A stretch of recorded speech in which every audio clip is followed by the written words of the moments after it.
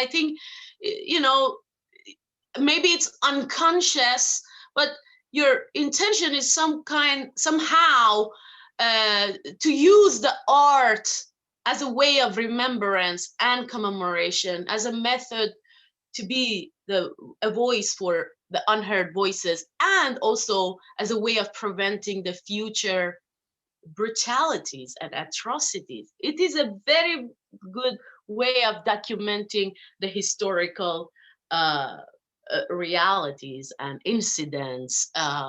So I just wanted to say that as well. This is my perception of your poetry writing and the way you write.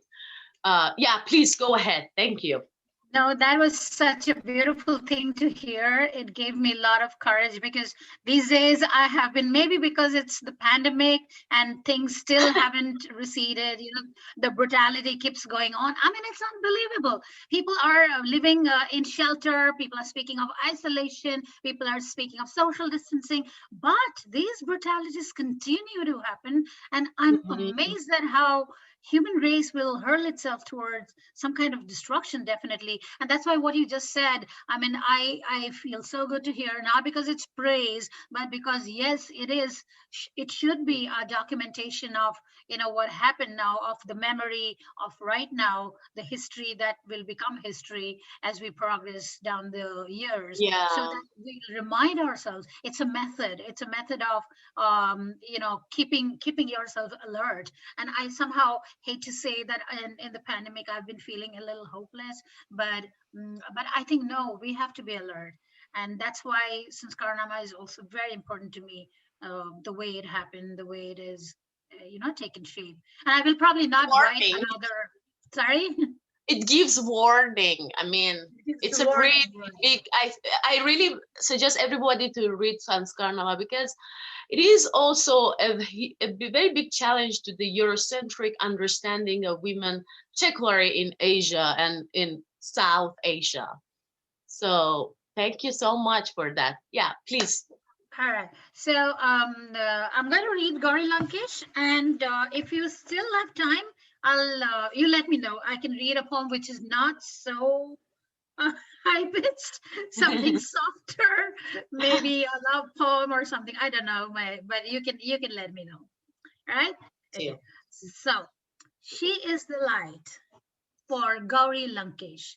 And here, let me again say, Gauri is actually the name of the goddess Shiva's consort, Durga, Parvati. So if you know, in Hindu iconography, Shiva and Parvati are the couple. And so Gauri actually is a name that is given to Durga. And Lankesh, her last name,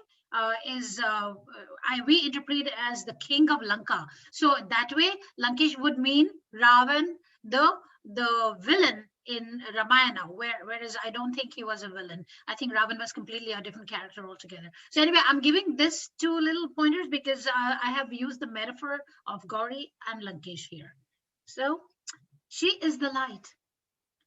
It's become a fashion for poets to write after deaths, after there's blood in the streets. But it's not fashion that gives you the guts of a Gauri. And tell me, who wants blood in the streets? The haze of the television screens uttered curses right after the bullet sang, right after death shot itself into that fragile forehead. The crows were in commotion in the trees. A woman down has never surprised the rulers. A woman is down when they hold her down, when they see a Draupadi in every corner, her sari in their fists. Always down, a woman will remind them of slaughtered animals, a body gone limp, a sleeping line that has no agency to re-sketch itself. Poets will write furious obituaries in sighs and tears, while TV anchors will smile through their lipstick. The lovers of cow mothers will chew the cud of hatred. Some will chant for more deaths. Some will call names. Gauri, you are the Shurpanakha, the love to dismember. But Gauri, you are the righteous Lankesh who will fight. As the poet writes another tribute through the night, can you see the sleeping line moving? It's stirring with all might. The cow-worshipping criminals gasp, swear words forgotten, their empower looking for cover. The woman down is also a woman straightening up. If death is a lighthouse, Gauri was the light. She still is. Thank you. Thank you so much. Thank you so much, Nabina. Bahut shukriya. We'll get back to you also. Our last speaker will be Salina Teresa. She's here with us today, the American singer, songwriter, and photographer from Venice Beach in Los Angeles. She currently lives in Santa Fe, New Mexico, and Salina's work is culturally informed by lineages in the Theravada Buddhism and indigenous religious and resistance movements. Much of her music focuses on visionary experiences as a quest for truth explored through personal narratives of oppression and awareness and survival. Welcome again, Salina, and thanks for joining us today. Can you please share some of your thoughts or maybe your experiences with the subject, which is the artistic and literary resistance in relations to women? It would be great to hear and learn from your experiences, and of course the diverse voices, all these diverse voices that we have here today, since you guys are the right people to talk about this. So please start talking about your thoughts, and welcome again. Thank you so much. Can you hear me? I see my picture is a little blown out, but yes, we can see you. Thank you so much for inviting me here. Thank you, Azam. It's so great to see you. Thank you, Nasim, for I'm speechless a little bit here because just listening to Nabina's words and everything that Azam had to say, it's just been really a privilege to be able to be here and hear everybody's experiences. So I think that they really answered the question, of why is it important to have artists and in literature and academia that are, representative of feminists and of the LGBTQ and all of these intersectional experiences, exploring these identities. Well, this is why it has to be, right? It's self-evident, right. But I'll share with you what I wrote, which I do think does kind of make sense in that it is painfully easy, we see, to create a false framework in which oppression is completely justified as an objective truth. And if we don't have these real subjective stories coming out of what's really happening, then we have no way to confront these ideological frameworks that everybody is falling into, and like Nabina is talking about these arbitrary maps, and that we're forming these identities, and it's coming from an external source that's saying to us, this is what's real, and people then believe it. But with artists and with literature, you have people coming from inside their own experience. It's not an external force coming at them and telling them. It's saying this is what's actually going on, and it's a complex and it's a nuanced and maybe even a contradictory experience because, I come from many different cultures and I have a mixed relationship with my own country, where I love my country, I hate my country, I identify as an American, and I also don't think that means anything other than, obviously, I am an American. I'm born and raised here. I can't be anything else. So I think that we have to have these conversations and it's the only way that we can create opportunities to have our shared stories and really realize that we're all experiencing essentially the same thing. So kind of all these ideas of othering, you know, and this projection of what we think everybody else is, well, we really are all showing up to the same experience. And there's actually not that much to the human experience. It's pretty simple.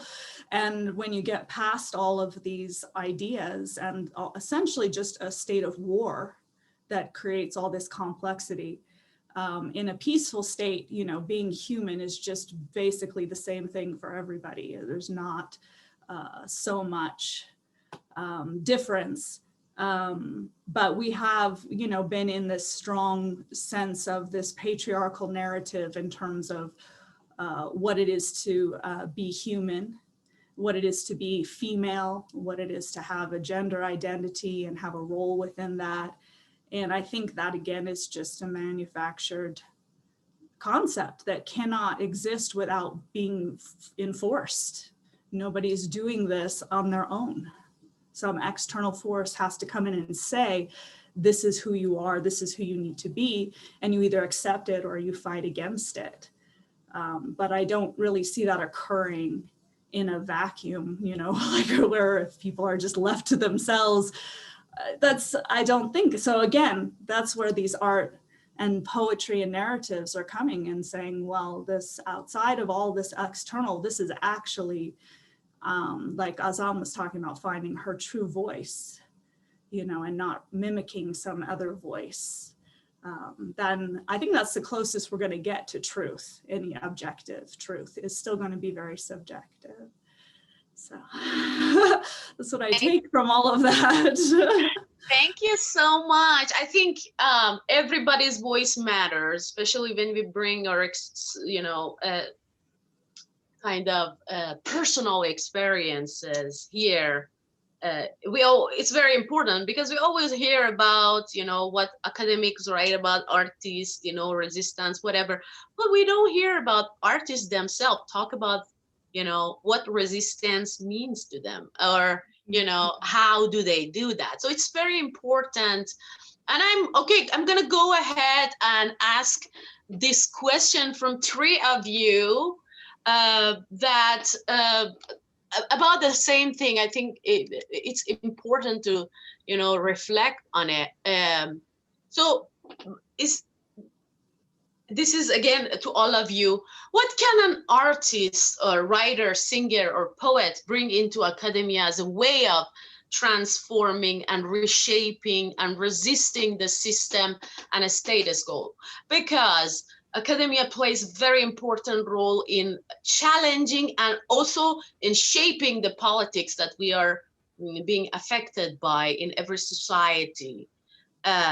And you are from the United States, and you know that United States is one of the biggest academic producers in the world, and definitely the scholarship and the knowledge produced in the United States really, really influences the world. And then music, and then the film industry. We see how Disney, for example, has perpetuated a lot of stereotypes, for example, around race, around gender, and how Disney, for example, built its empire for almost a century now. So what is this, and what can you do as artists or poets? What can you bring into academia? Should I answer this? You can start, and then we will continue with Azam and Nabina. Okay, yes. That's a big question. And if I really had the simple answer, then I would really have my life together at this point. Because, wow, I don't know. I think it's a lifestyle. It's just, you know, it's your life. You live it a little bit every day. And every opportunity that you have, you try to bring that perspective and challenge it. But I guess I will say I'll share a little bit of a personal experience in music because I grew up in Hollywood. You know, I grew up in LA, and a lot of people I grew up around are celebrities, big celebrities, and it's a very small club. You know, it's a very small group of people who run everything. And Wow. it's not super friendly, you know, it really isn't. And there have been times where I felt very paranoid, you know, as nobody ultimately. But as somebody who was definitely not willing to conform, you're not gonna get in the door. I mean, you just aren't. And so you have to be willing to walk away ultimately and make your own way, because there may be a few people who do manage to get in and make waves and fight it from the inside. And there are definitely some famous icons that have made a lot of, you know, and you have to fight it from the outside and challenge, like Disney, you know, challenging and calling them out on everything that they do. But you also can't be consumed with fighting them, because I think then you just become engaged and your whole sense of self then is about fighting this other thing. And you sort of get stuck in you become defined by that which you're fighting essentially. And I do think at a certain point you have to just pave a new road. And I'm not exactly sure how you do that, but it's by paying, you know, it's kind of exists because we all pay attention to it. And I think if we pay less attention to it and we highlight people doing different things like what you're doing now, even on a very small level, it makes a profound difference, because you're just not giving it the authority that it demands. You're not saying, you're saying, I don't need to measure myself on this. And I think it's a simplistic answer, but that should always be come back to some degree. It's the best I can say. Thank you so much. It's amazing. Look at these views, you know, it's very important. Yeah. Thank you. Thank you so much. So Nabina or Azam John, do you have anything to say about this? Okay. Hi. Hello. Hi. Hi. I'm muted. Are you muted? No, you're not muted. No. Can you hear me? Yes. Yeah. Yes. So to give an answer is also, I feel it's never a final answer, because if we knew everything, then things would have been so simple, as you know, Selena just spoke about it. So I feel, I don't teach on a permanent basis. I'm a guest teacher most of the time. I've been teaching creative writing to study abroad students in the University of Hyderabad, and I teach in workshops also. But I feel what you can bring to academia, academia is a dinosaur. It's true. You can't fight dinosaurs all the time. I mean, they will hopefully go extinct, but after having watched lots of Jurassic Park, I can say they will go extinct. And maybe they will be brought back again and again, remanufactured or whatever. But I think the sense that as a writer, an artist, I would like to impart to people in academia, specifically students, because I really don't think I can change a lot of fossilized ideas, but students are the movers and shakers, and I have full faith in students. And that is students of any age, anybody who's a learner from whatever age, from 16 to 60, it doesn't matter, whatever gender they are, men, women, allies, people together. And in India, it has to be, we are taking, because it's a majoritarian politics here, we have to be allies with the minority. We have to be allies with the Muslims, the Parsis, with Christians, and with Dalits, with Adivasis, who are the original dwellers of India, the tribals. I'm from the Northeast. I'm from Assam, born and brought up in Guwahati. So for me, it's very important to have all these little identities stick up, all over myself.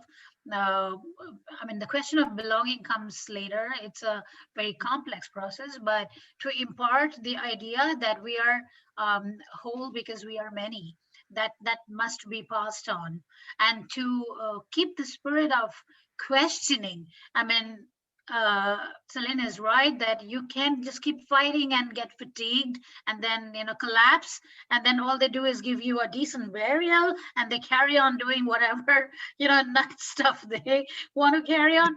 Yes, self-preservation is important, but the spirit of questioning is so important, and I feel we do have this as a quote unquote weapon. I mean, these words also, which are, because we are talking about language, we're using words. We have to know what nuances they carry, what import they carry. But students are, our hope. The farmers are our hope. People who workers are our hope, and that's what I see in today's India. So in the academia, I need to at least feel that I'm able to bring in that sense of questioning what is going on, what's happening, is this right, is this wrong, how can we change the dominant language, how can we change the dominant let's say even syllabus, patterns, readings. We may mention why Persepolis is not so popular in the West, why there are so many writers, poets who are not read and celebrated in the West, where they have, things to offer to change the world. For us as women, for us as intersectional people, us as Dalits and tribals. So I want to feel that we need to bring this sort of awareness into academia as a poet and a writer, and that would be my attempt, not as an agenda, although I have been accused that I have an agenda. Even if somebody told me once, your writing has an agenda, I said, like, yeah. So I just asked very softly, like, see, you don't have any agenda in your work. Like, I said, the other agenda I have is love, to talk about love, because very soon we are going to see a society here in this country where love is being penalized, and love made across religions, interfaith marriages, or cohabitation, men and women, or same sex. So everything is coming under the radar, and that is very troublesome, that is very worrisome for me. So I would say, speak the language of resistance as though you speak the language of love, and that's how I would want it to be. I would want to bring that kind of awareness in academia, and specifically my target group is students, because as I said, the fossils will be fossils and who knows what. Right. Thank you so much, Nabina. Azam, do you have anything to say? Because I know you're interested in the intersection of arts and academia, so please share if you would like to share something. And you are muted. You're muted, Azam.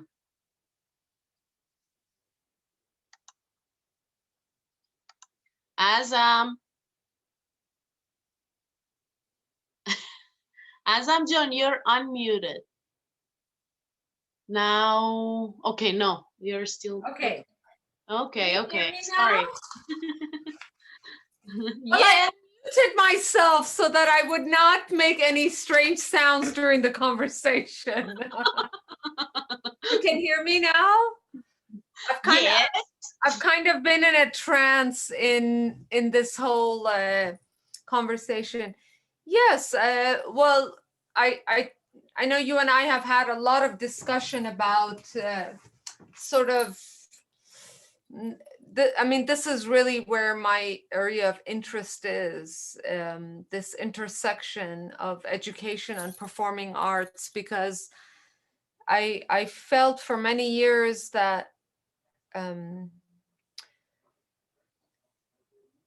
you experience any kind of art, it perhaps the best thing it can do is create a sense of empathy for the other, but it doesn't really necessarily create an agent for change. And where I have become very interested is how to create agents for change, people who will come and experience the art, but then go out into the world and become an agent for change, someone who can really transform.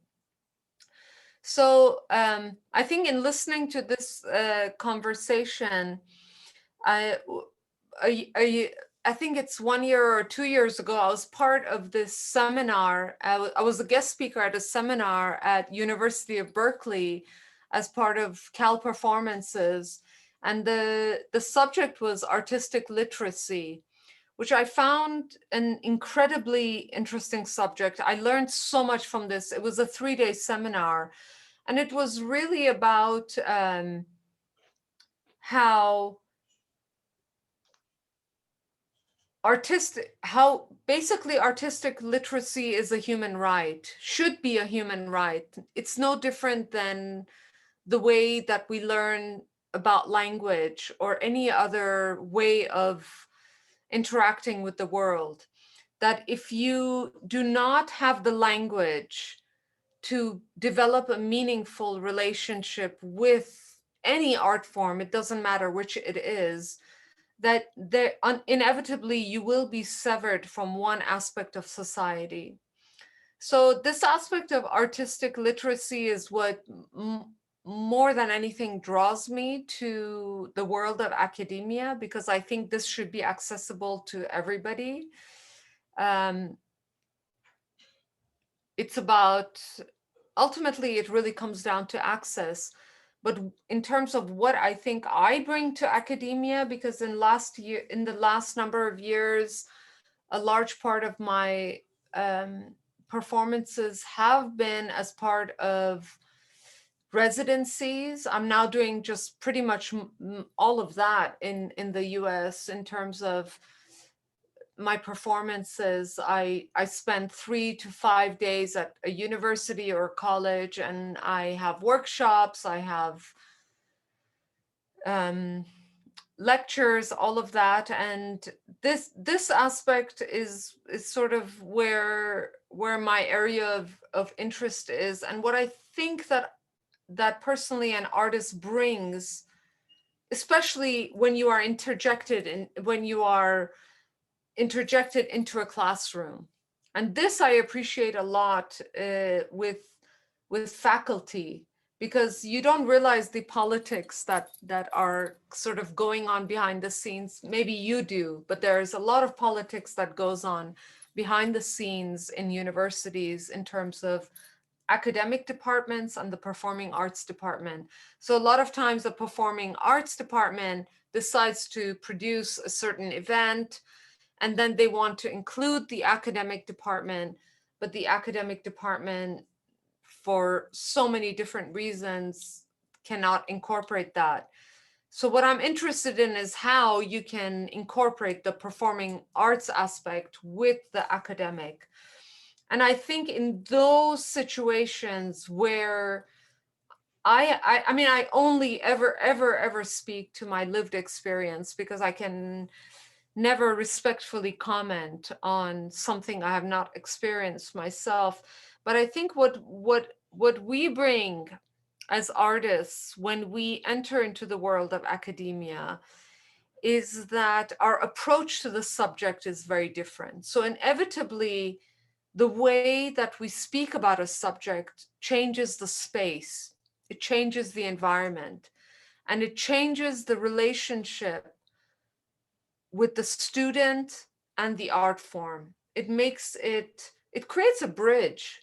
Ultimately, it's about creating bridges. It sounds very unattainable in some ways, but there are bridges. And I think that what we bring most to the world of academia is that we create a bridge between the academic departments and the performing arts departments. And when this bridge is conjured and we bring people on that bridge, I have had my most magical experiences. So I think that would be a sort of long answer to the question, is really that. That was amazing. Thank you so much, Azam. So I'm gonna go ahead and read a few comments that we got here. first of all, Andrea Smith says, could you please repeat the first artist that you named before Gina Nahai? I think it's for Nabina, right? No, I think it was Marjane Satrapi. Okay, Marjane Satrapi, the Iranian Canadian author and professor, and one of her like very acclaimed works is Persepolis, that is in French and Persian as well, and also translated to English. Behruz Parhami says, Azam Ali mentioned that she struggles with the definition of feminism. To me, feminism is simply described in 4 words. Women are human beings. In her essay, we should all be feminists. Chimamanda Adichie jokes that she began calling herself a happy African feminist who does not hate men and who likes lip gloss and who wears high heels for herself and not for men, to counteract the cliches that feminists are angry, man-hating, westernized women who cannot find husbands. And then another comment is again from Behruz Parhami. Nabina does spoke of political divisions which have caused some people to go to sleep in one country and wake up in another. What about religious divisions which have produced hate and conflicts lately? Do religious divisions place additional burdens on women beyond their effects on the population in general? There is also extreme misogyny in certain parts of India. Is there a relationship between religious dogma and the misogyny, particularly rape culture, prevalent in some regions? So those too many questions. Which one do you want to answer? Nasim, come on, moderate this event. You can take one part, Nabina, or any one of you. Atta, what was the one that was directed to me? I'll answer the one that was directed to me. Okay, so let's Nabina, do you want to answer that question? So we go back to Azam with the comment.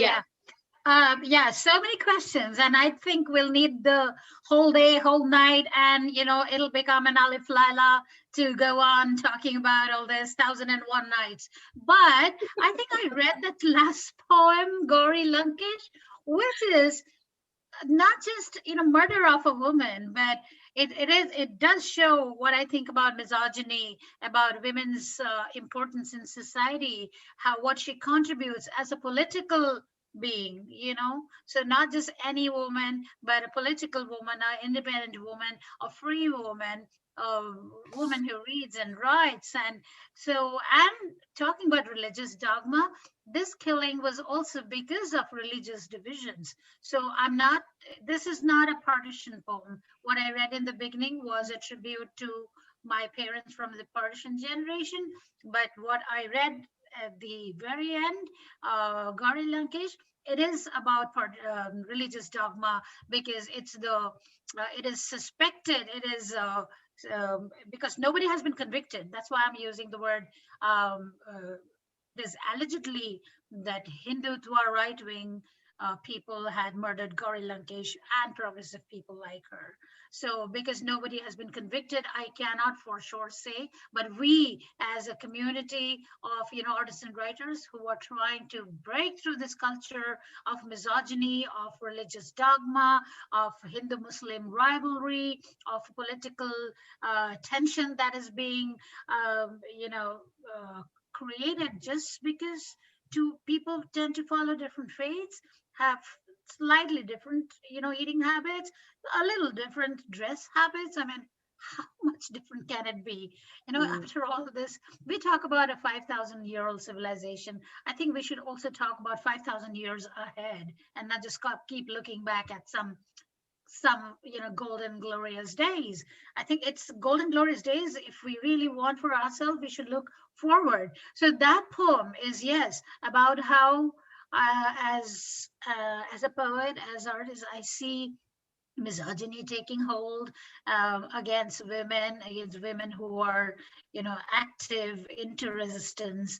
And of course, it is murdered by the Hindutva right wing, because they would not allow any women to come to the forefront that way. But no name has come forward. There is no conviction made. So you can imagine the state of, the way justice works at times. And several times it has been happening, and we are at it.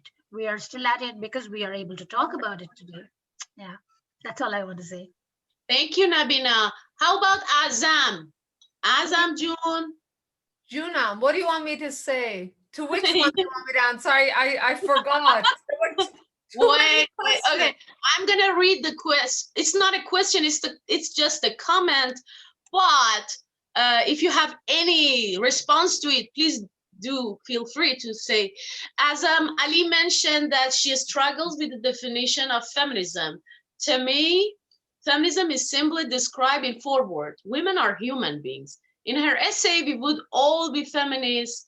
Adichie jokes that she began. Yeah, okay, I understood that part. Okay, that's okay. It goes to which. Okay, that's a different essay. I thought he read my essay, and I thought, where did he read my essay? No.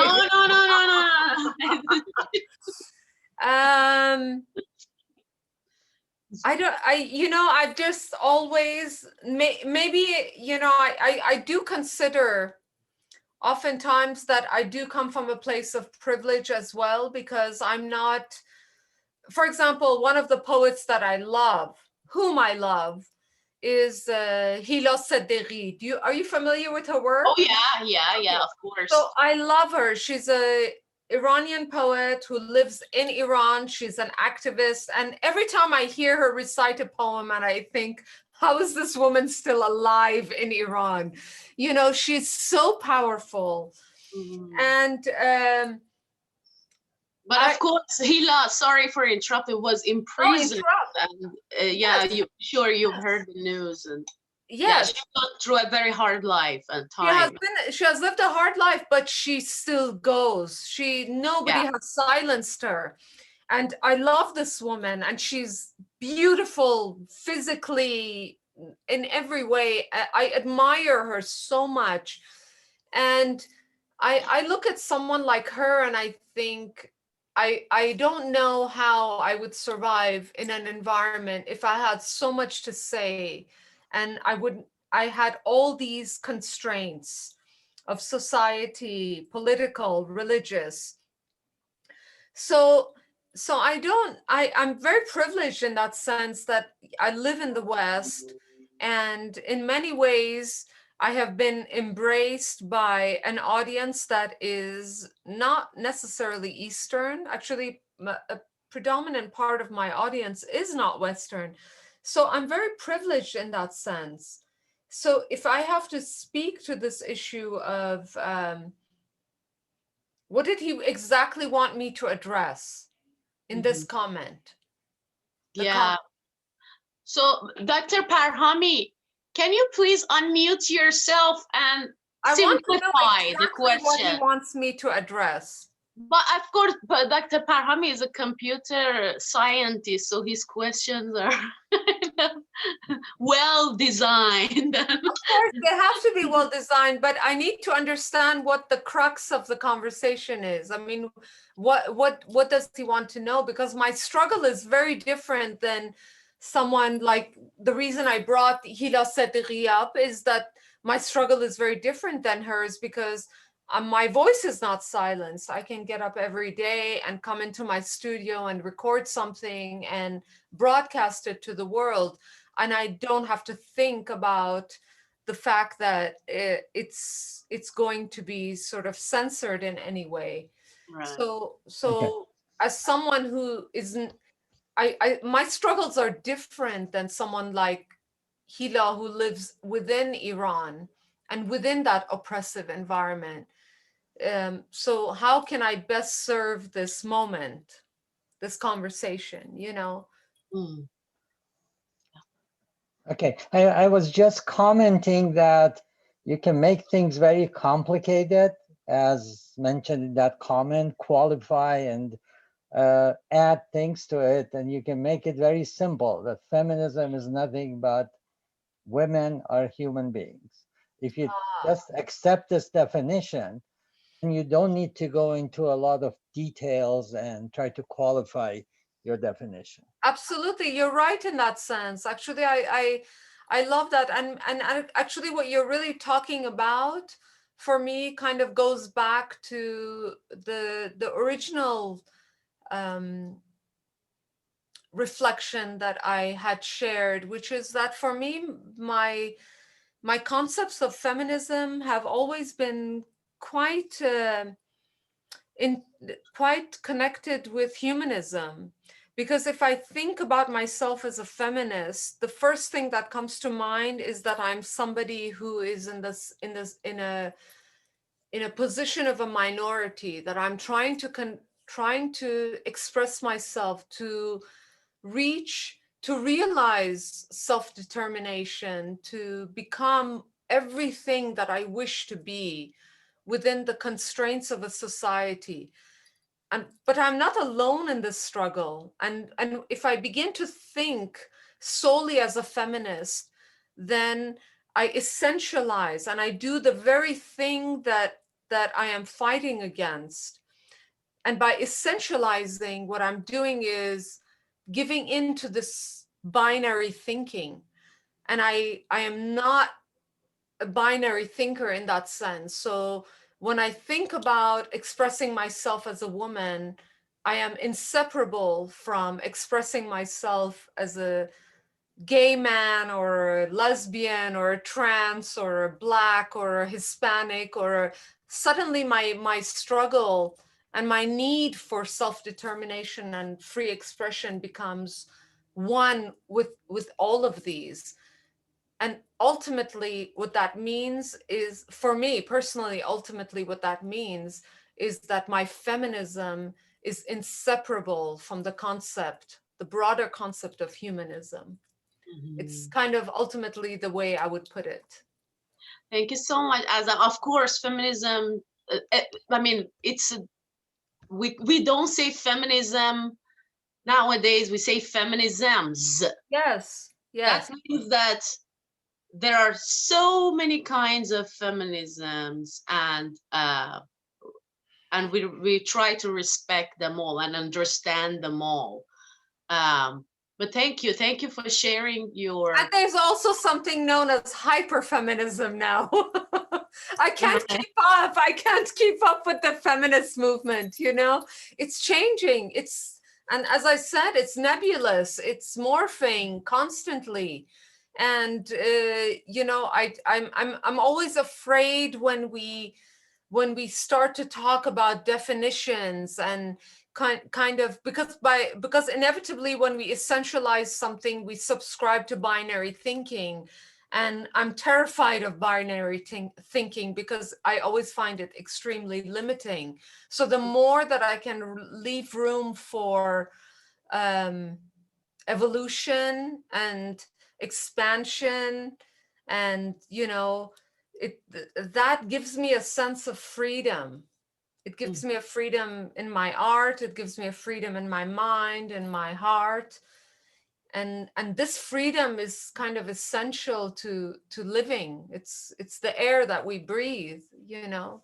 Yeah, thank you, Azam. Thank you for sharing your feelings also. You see, I mean, bringing feelings into these spaces is also very transformative and very important.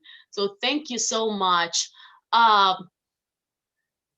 I think we're almost done with the questions and also with the time. So we have 1 more minute, and I just want to thank everybody.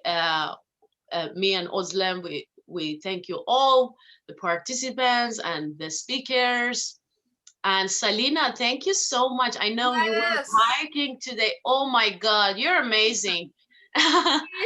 She is amazing. She's like this little treasure I found on Facebook, and she's like become this soul sister that, you know, I've connected to. So yeah, I look forward to more of these conversations, I hope. For sure. I'm glad we could establish this conversation, and we will build on it from here. Thank you, Nabina. Thank you, Azam, Salina, and everybody. I want to thank everybody. It was such a pleasure listening to Azam and Selena and Ozlem, the very patience that you've had listening to us. She didn't say anything in this. She had so much patience listening to us. It's like you were awake at 3 a.m. You're in Copenhagen. Unfortunately, I'm here to represent European. So wait a minute. So now it's 5 o'clock in the morning for you, yes? Oh my God, yeah. And you are really the heroine of this night. She is. And Nasim June, I want to really thank you again for giving me this beautiful opportunity, and just want to end on a note of trivia. My artist friend in Delhi, he once told all of us that all equal men and women are feminists, and exactly. I think that's the best thing I've heard. He, a man, a performing artist, he said all equal men and women are feminists. And I haven't heard anything better than that, because he just summed it up in this one sentence: equality. If you are not scared, men and women together, all of us are feminists, not anti anything. No, there is nothing. That's very true. And there is this, stereotype cliches going on that feminists are all against men. And thank you for bringing it up. It's not true. Feminists are actually against every kind of inequality, every kind of oppression. All equal men and women. We are trying to step towards justice for all, not just for women. So you agree with me in the end, but it's more connected to humanism. And thank you for sharing that. Thank you so much, everyone. That's where equality comes into, right? Exactly. We have to evolve as humanists. As exactly. And you